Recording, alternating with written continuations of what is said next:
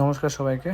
কাল রাত প্রচুর বৃষ্টি আর সকাল প্রচুর বৃষ্টি হওয়ার পর আমি বেরিয়ে পড়লাম একটু জংশনের দিকে। দেখতেই পাচ্ছেন চারিদিক জল আর জল আর সবুজেতে ভরে গেছে। আমাদের গন্তব্য আজকে সাউথ স্পোর্টিং ক্লাব। ওখান থেকে পরে আরও অন্যান্য জায়গায় যাব। ঘুম থেকে ওঠার পর প্রীতম ফোন করলো, বললো চল ঘুরে আসি কোথাও থেকে। আমি বললাম চল, ফাঁকাই আসি যেহেতু, ঘুরে আসি অল্প। দিনটিও প্রচণ্ড মেঘলা, কখন যে বৃষ্টি নেমে যায়। প্রীতমের স্কুটি করে আমরা বেরিয়ে পড়লাম। এখন তাঁতিপাড়া রোড দিয়ে যাচ্ছি। আমার সাথে আছে প্রীতম, স্কুটি চালাতেও ব্যস্ত। বেশ মজা করেই আমরা এগোচ্ছি সামনের দিকে। সকাল সকাল ঘুরতে বেরিয়ে বেশ ভালোই লাগছে। চারদিকে ছোটো ছোটো জঙ্গলের ঝোপগুলো, সেগুলো আজকে সবুজ, একদম দারুণ লাগছে। আর দেখতেই পাচ্ছেন ছোটো ছোটো বোনেরাও বেরিয়ে গেছে হাঁটতে হাঁটতে জঙ্গল দেখতে। এই বাড়িটায় যাওয়ার কথা ছিল, কিন্তু জলের জন্য আর ঢুকতে পারিনি। তারপর অন্য এক রাস্তা ধরে অলিতে গলি করে আমরা অন্যদিকে যাওয়ার আবার প্রোগ্রাম করলাম। ছোটো ছোটো রাস্তাগুলি প্রচণ্ড কাদা আর জল আজকে। এই হলো সাউথ স্পোর্টিং ক্লাবের ব্যাক সাইডের জায়গাগুলি। এদিক দিয়ে আমরা আবার রাম ঠাকুরের মন্দির হিসেবে রাস্তা দিয়ে বেরোবো। এটা হলো রাম ঠাকুরের মন্দিরের পেছন সাইডের যে ঝিল টাইপের যে পুকুরটা আছে সেটা, এবং সেই ক্লাবটা।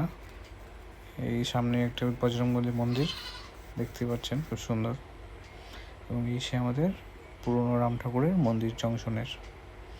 প্রচণ্ড ভিড় হয়, যখন তখন আসতে পারবেন, ঘুরতে পারবেন। এই জায়গাটাতে বেশ ভালো, সবাই আসে ঘুরতে, বাইরে থেকে অনেক লোক আসে, ঘুরে যায় এখানে।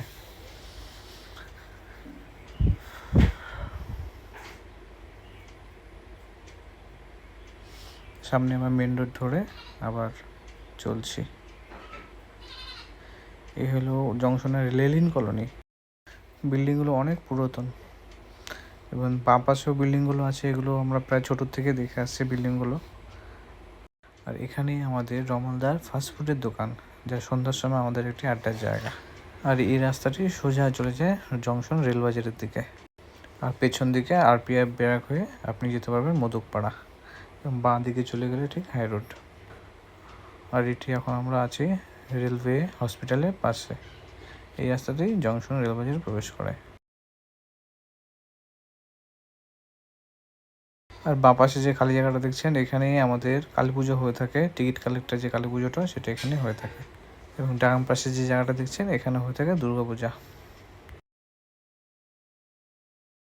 এরপর আমরা বিদ্যুৎ সংঘের পাশ দিয়ে ডান পাশের রাস্তা দিয়ে চলে যাব, যেটি চলে গেছে ইনস্টিটিউট হলের দিকে।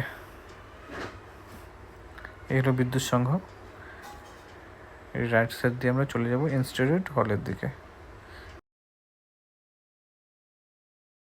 আপনি যদি রেলবাজার না গিয়ে স্টেশনের দিকে যেতে চান, জংশন রেল স্টেশনের দিকে, এই রাস্তাটা হবে শর্টকাট আপনার জন্য। দেখতে দেখতে আমরা চলে এলাম ইনস্টিটিউট হল। তারপর আমরা চললাম রেলওয়ে স্কুলের দিকে। দেখতেই পাচ্ছেন, এটি হলো জংশনের অতি পুরনো রেলওয়ে এইচএস স্কুল। এখন আমরা ডান পাশের রাস্তা ধরে সোজা চলে যাব শিববাড়ির দিকে। এই রাস্তাটা আপনাকে সোজা নিয়ে যাবে শিববাড়িতে, জংশন শিববাড়ি।